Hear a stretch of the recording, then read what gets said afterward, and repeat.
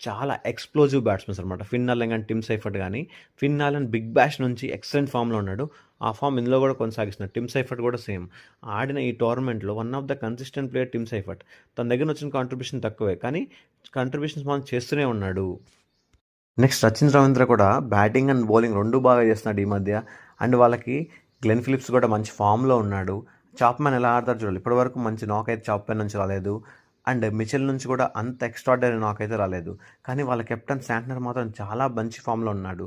And one more spinner మెకాన్లీ last మ్యాచ్‌లో power ప్లేలో బౌలింగ్ చేసి వికెట్లు తీశాడు. అంతకుముందు శ్రీలంకతో మ్యాచ్‌లో కూడా చాలా బాగా ఆడాడు మెకాన్లీ. చూడాలి. కానీ వాళ్ళకున్న మెయిన్ స్ట్రెంగ్త్ అంతా వాళ్ళ బౌలింగ్ హెన్రీయే. ఎందుకంటే మన మీద హెన్రీకి ఎక్సలెంట్ రికార్డ్ ఉంది వరల్డ్ కప్స్లో, స్పెషల్లీ వరల్డ్ కప్లో.